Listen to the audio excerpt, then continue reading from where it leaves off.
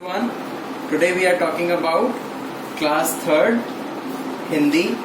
Book name is Nirjharini and we are talking about a chapter which is called एक पैसा, chapter number 2. अब हम इसकी reading करेंगे और इसे समझेंगे कि क्या लिखा हुआ है. हिंदी में भी कुछ ऐसे शब्द होते हैं जिनका अर्थ जानना मुश्किल हो जाता है जब आप अपने आप पढ़ते हैं, तो हम उनका अर्थ जानेंगे. स्वर्ण नगरी में एक भिष्टी रहता था.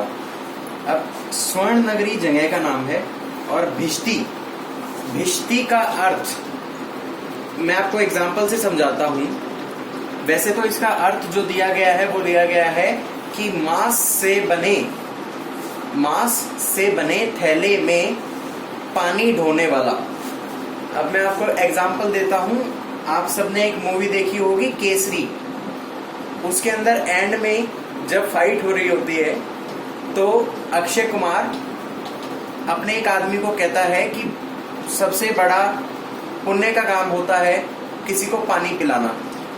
तो जब वह उसका आदमी पानी पिला रहा होता है तो उसके पास एक लचीला सा थैला होता है जिसमें वह पानी पिला रहा होता है.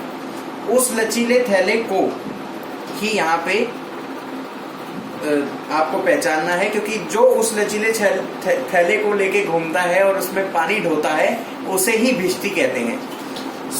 एक भिष्टी स्वर्ण नगरी में रहता था. वह दिन रात मेहनत करने के बाद भी थोड़े से ही पैसे कमा पाता था. इस कारण उसका गुजारा बड़ी मुश्किल से होता था. एक दिन संयोग से उसने एक पैसा ज्यादा कमा लिया.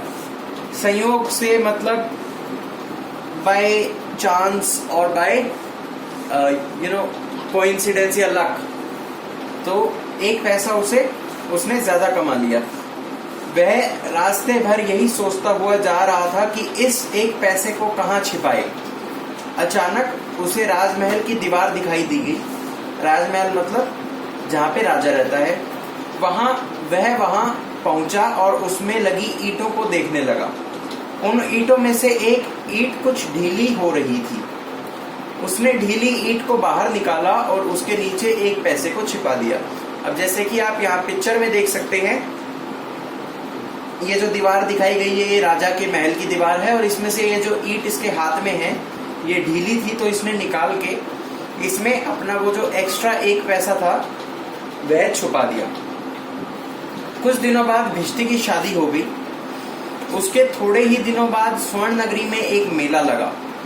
भिष्टी की पत्नी बोली, काश हम भी मेले में जाकर कुछ घरेलू सामान खरीद पाते, परंतु हमारे पास पैसे तो है नहीं.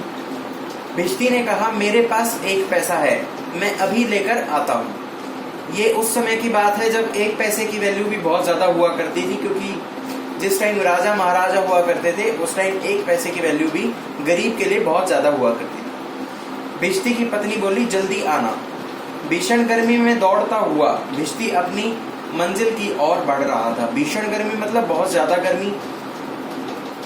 तो उधर राजमहल की छत पर खड़ा राजा उसे देख रहा था. अब राजमहल की छत पर जो राजा खड़ा था उसने भिष्टी को देखा. राजा ने सोचा, यह भिष्टी इतनी दोपहरी में नंगे पैर पांव खुशी खुशी कहाँ जा रहा है.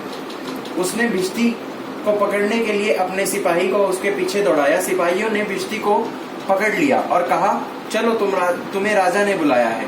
भिष्टी ने गिड़गिड़ाते हुए कहा, नहीं, अभी मुझे एक बहुत जरूरी काम है. मगर सिपाहियों ने उसकी एक ना सुनी.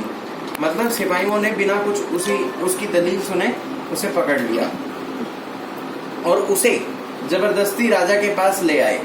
राजा ने उससे पूछा, इतनी गर्मी में तुम नंगे पांव कहाँ भागे जा रहे थे. भिष्टी ने हाथ जोड़कर कहा, मुझे मेरी इच्छा जला रही है महाराज, धूप नहीं. अब यहाँ पे आप समझेंगे, यहाँ पे ये मेटाफर है. मेटाफर इंग्लिश में कहा जाता है, मीन्स कि किसी वाक्य को उसको किसी और ढंग से प्रस्तुत करना या फिर उसे फिलोसॉफिकल वे में प्रस्तुत करना. तो अब यहाँ देखेंगे कि आप ये कह रहा है, मुझे मेरी इच्छा जला रही है महाराज, धूप नहीं. इच्छा क्या है? उस एक पैसे को पाना. तो अगर वह एक पैसा नहीं होता तो यह नंगे पैर धूप में नहीं भागता. तो यह इच्छा जला रही थी, धूप नहीं। यह उसने कहकर राजा को बताया। राजा ने पूछा, ऐसी कौन सी इच्छा है तुम्हारी?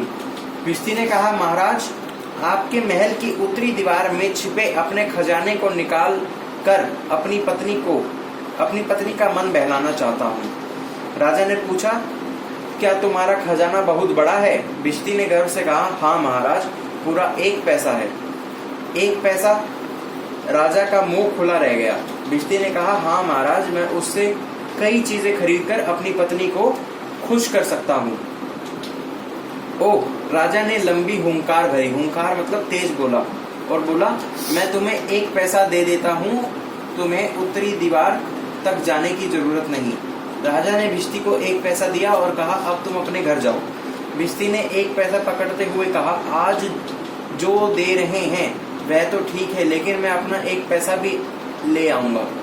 राजा ने कहा, तुम वहां मत जाओ, मैं तुम्हें 2 पैसे दूंगा, मगर मैं फिर भी जाऊंगा। भिश्ती ने कहा।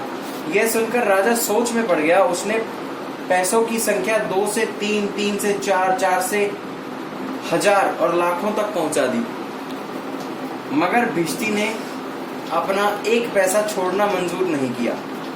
आखिर में राजा ने कहा, मैं तुम्हें आधा राज्य देने को तैयार हूं, मगर तुम उत्तरी दीवार तक नहीं जाओ।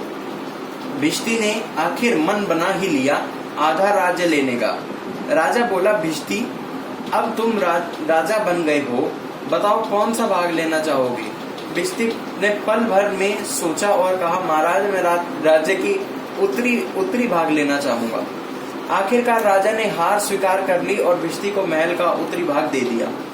इस प्रकार भिश्ती आधा राज्य प्राप्त करने के साथ साथ उत्तरी दीवार में संचित अपनी पूंजी 1 पैसा प्राप्त करने में भी सफल हो गया। अब आपने इस कहानी को सुना।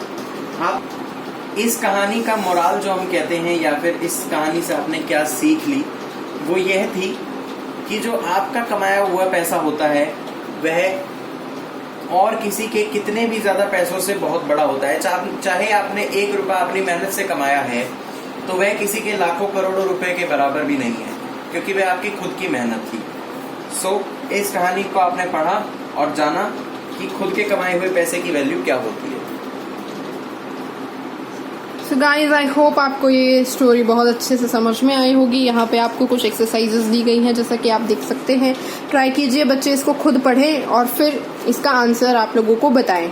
आप स्क्रीनशॉट ले सकते हैं या फिर आप वीडियो को पॉज करके भी इसको रीड कर सकते हैं। नेक्स्ट पेज पे हमें कुछ फिलिंग द ब्लैंक्स प्लस में कुछ शॉर्ट क्वेश्चन आंसर्स भी दे रखे हैं। तो सबसे पहले बच्चे ट्राई करें इस चीज को, फिर उसके बाद जो पेरेंट हैं वो रीचेक कर सकते हैं। चलिए, आज के लिए इतना ही। आई होप आपको ये चैप्टर बहुत अच्छे से समझ में आया होगा। अगर कुछ ऐसा है जो समझ में नहीं आया तो आप मुझे कमेंट बॉक्स में पूछ सकते हैं। Bye bye, take care.